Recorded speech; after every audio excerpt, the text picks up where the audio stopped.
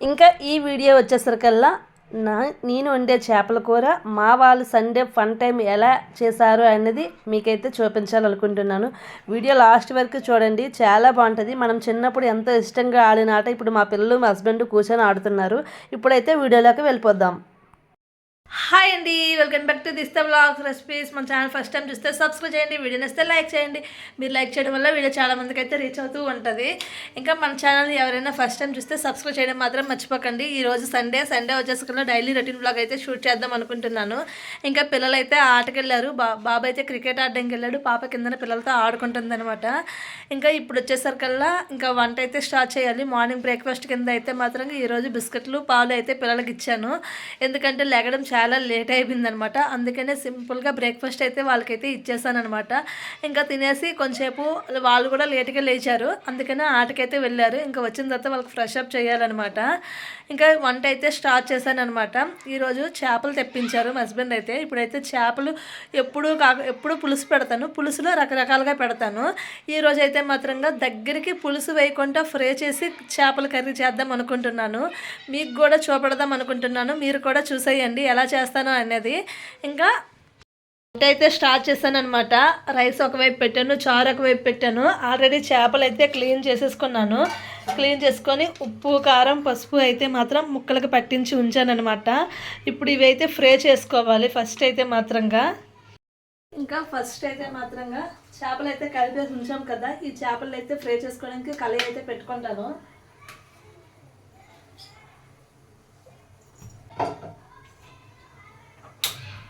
ఇంకా స్టవ్ అయితే ఆన్ చేసి అందులో అయితే ఫ్రై చేస్తాను అనమాట.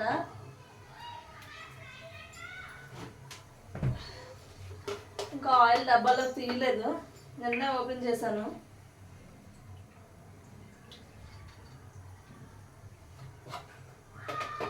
ఆయిల్ కూరకి ఫ్రై చేయడానికి అయితే సరిపోతుంది.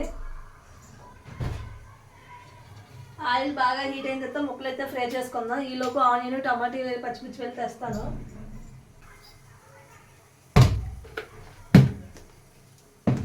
ఫ్రిడ్జ్లో కావాల్సినవన్నీ ఒకేసారి తెచ్చేసుకున్నాం అనుకోండి. ఇంకా అన్నీ అయితే తెచ్చేసుకున్నాను. అల్లం బెస్ట్ కొత్తిమీర ఇంకా కరివేపాకు టమాటీలు పచ్చిమిర్చి అన్నీ తెచ్చేసుకున్నాను. ఇంకా ఆయిల్ అయితే హీట్ అయ్యింది. ఇప్పుడు ముక్కలు అయితే ఫ్రై చేద్దాం. ఇవ్వండి, ముక్కలు అయితే ఈ విధంగా కట్ చేసుకున్నారు అనుకోండి, ఈ కర్రీకి బాగుంటుంది అనమాట. ఇంకా ఒక్కొక్క ముక్క ఆయిల్లోని డ్రాప్ చేద్దాం.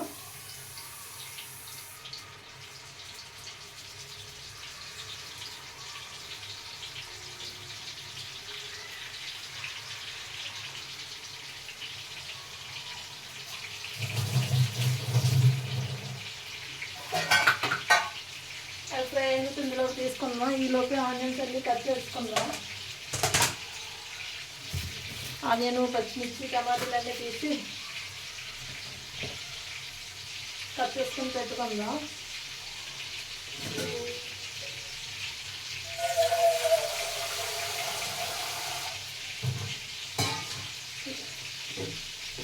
ఇలా ఒక్కొక్క పని చేసుకున్నాం అనుకోండి, వేరంగా నాకు కూడా పని అయిపోద్ది అనమాట. ఇప్పుడైతే ఉల్లిపాయలు టమాటీలు మొత్తం కట్ చేసుకుంటాను. చేప ముక్కలు అయితే మాత్రం ఇంకొక వైపు కూడా టర్న్ అయితే చేసుకున్నాను. ఏంటి ఒకసారి చూసి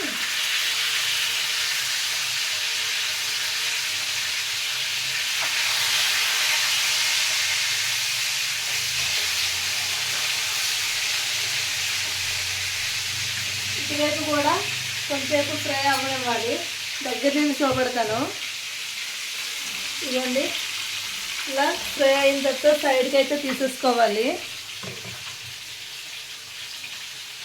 ఇంకా ఈ విధంగా ఫ్రై అయిన తర్వాత సైడ్కి తీసుకున్న తర్వాత ఉన్నవి కూడా సేమ్ ప్రాసెస్లోనే వేపుతాను అనమాట. ఇంకా అవి తీసేసిన తర్వాత ఆ ముక్కలు కూడా వేపేసిన తర్వాత ఎలా చేయాలనేది మీకు. చేప ముక్కలు అయితే ఫ్రై అయితే అయిపోయేవి. స్టవ్ ఇప్పుడే కట్టేస్తాను. ఇవన్నీ సైడ్కి అయితే తీసేసుకోవాలి ముక్కలు.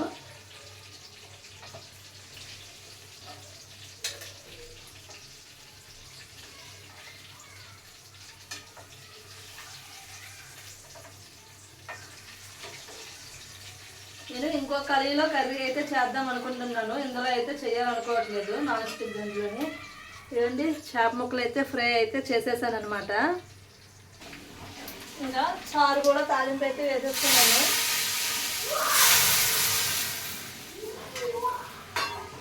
ఇంకా చారు కూడా ఇప్పుడు దగ్గర నుంచి కర్రీ ఎలా చేస్తాను అనేది మీకు చూపెడతాను. చేపలు ఫ్రై చేసిన ఆయిల్ ఇంకొక కళాయిలోకి అయితే వేసేసుకున్నాను. వేసుకున్న తర్వాత ఆయిల్ హీట్ అవ్వనివ్వాలి. ఆయిల్ హీట్ అయింది కదా, ఇప్పుడు జీలకర్ర అయితే యాడ్ చేస్తున్నాను. ఇంకా పచ్చిమిర్చి కూడా వేసుకుంటున్నాను. ఆనియన్ ముక్కలు అయితే కొద్దిగా ఎక్కువ ఆనియన్ ముక్కలు తీసుకోవాలి. మెత్తగా చిన్న ముక్కలు అయితే కట్ చేసుకోవాలి. చిన్న ముక్కలు కట్ ఆనియన్ బాగా ఫ్రై అవ్వాలి. 90% ఆనియన్ అయితే ఫ్రై అయిపోవాలి. ఆయిల్ సరిపోయిందా లేదనేది కూడా చూసుకోవాలి. ఆయిల్ ఈ విధంగా సరిపోయిన తర్వాత ఆనియన్ అయితే 90% కుక్ చేసుకోవాలి. ఇంకా ఆనియన్ చూసారా బాగా ఫ్రై అయ్యాయి కదా. ఇలా ఫ్రై అయిన తర్వాత ఇప్పుడు పెద్ద టమాటీలు ఒక 3 టమాటీలు తీసుకున్నాను కదా, ఆ టమాటీలు అయితే యాడ్ చేస్తున్నాను. మనం ఇక్కడ చింతపండు పులుపు అనేది ఎక్కువ వేయట్లేదు. చిన్నది జస్ట్ ఒక గోలికే సైజ్ అంత చింతపండు తీసుకొని వేస్తాం కాబట్టి టమాటీలు ఎక్కువ తీసుకోవాలి. ఇప్పుడు ఇందులోనే అల్లం వెల్లుల్లి పేస్ట్ కూడా యాడ్ చేసుకోవాలి. ఇంకా 1 స్పూన్తో అల్లం వెల్లుల్లి పేస్ట్ అయితే వేస్తున్నాను. 1 స్పూన్ వేసుకోండి. వేసుకున్న తర్వాత మొత్తం బాగా కలిసేటట్లా మొత్తం కలపండి.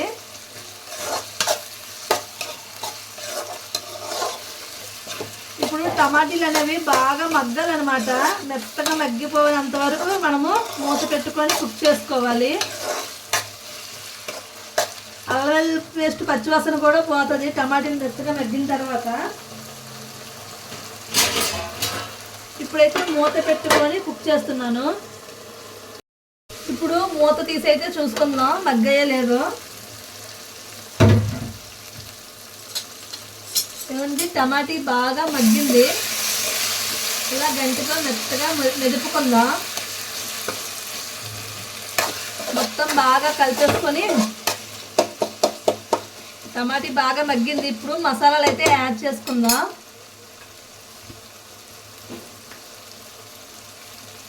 కొద్దిగా పసుపు వేస్తున్నాను. అలాగే రుచికి తగినంత సాల్ట్ వేయండి. ముక్కలకి మనం ఫ్రై చేసినప్పుడు వేసాం కదా, చూసుకొని వేసుకోండి.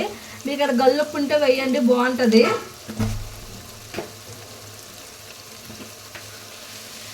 ఇంకా 1 స్పూన్తో పెద్ద స్పూన్ కారం అయితే వేస్తున్నాను.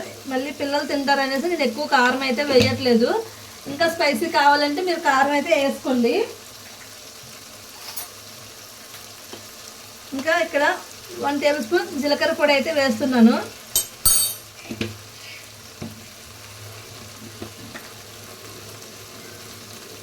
ఒక పెద్ద స్పూన్తో ధనియాల పొడి అయితే వేస్తున్నాను.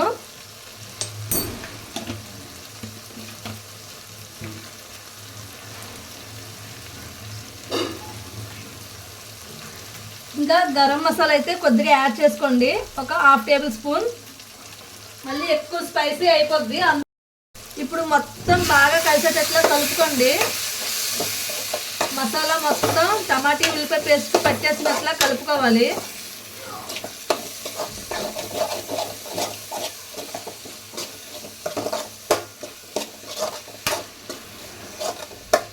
ఇప్పుడు నేను చిన్న గోలికాయ అంత చింతపండు నానబెట్టాను కన్నా ఆ వాటర్ అయితే వేస్తున్నాను. ఎక్కువ అయితే వేయట్లేదు, కొద్దిగా వేస్తున్నాను.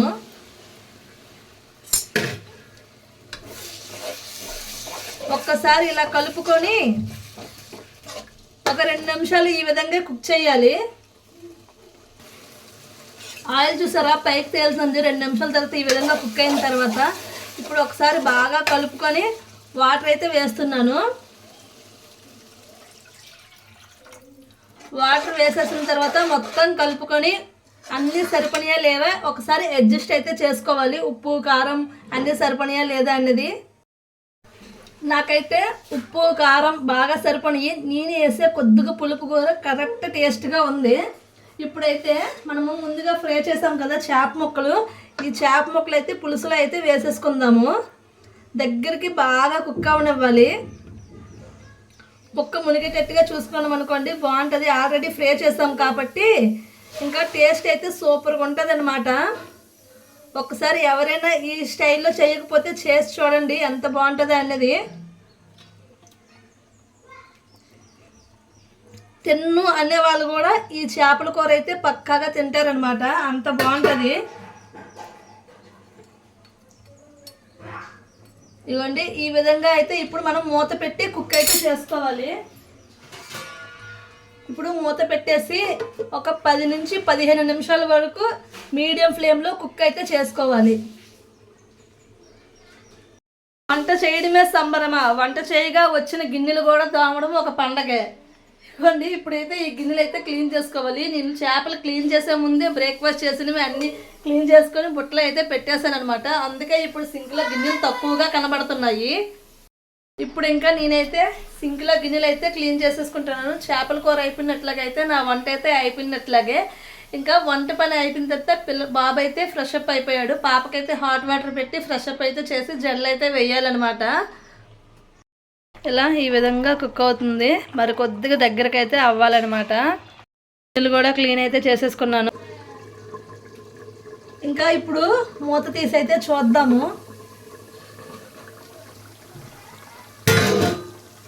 ఇవ్వండి, చేపల కూర మంచిగా కుక్ అయింది కదా. ఒక్కసారి ఇలా మెల్లిగా సైడ్లో వెళ్ళి అడిగేమీ అనట్లేదు మనకి, ముక్కలు కదులుతున్నాయి అంటే. ఇంకా ఈ మాత్రం గ్రేవీతో ఉంచామనుకోండి మరి కొద్దిగా చిక్కబడిపోద్ది. ఇవ్వండి, ఇప్పుడు ఫైనల్గా మనమైతే కొత్తిమీర అయితే వేసుకుందాం. ఇంకా ఫైనల్గా ఇప్పుడు కొత్తిమీర అయితే పైన అయితే వేసేద్దాం. వేసేసి స్టవ్ అయితే ఆఫ్ చేసేద్దాం అనమాట. ఈ చేపల కూర అయితే ఒక్కసారి మీ ఇంట్లో కూడా వండి చూడండి ఎలా ఉందనేది. ఇంకా కొంచెంసేపు పోయిన తర్వాత మా పిల్లలకి లంచ్ పెట్టి మా ఆయనకి లంచ్ పెట్టినప్పుడు టేస్ట్ ఎలా ఉందో అడిగి చూద్దాం. ఇంకా వీడియో కంటిన్యూ అవుతూ ఉంటుంది, చూస్తూ ఉండండి ఫ్రెండ్స్. వంట కంప్లీట్ అయిపోయిన తర్వాత మిషన్ అయితే బట్టలు అయితే వేసాను అనమాట. ఇంకా బట్టలు అయితే మిషన్లో అవుతూ ఉంటాయి.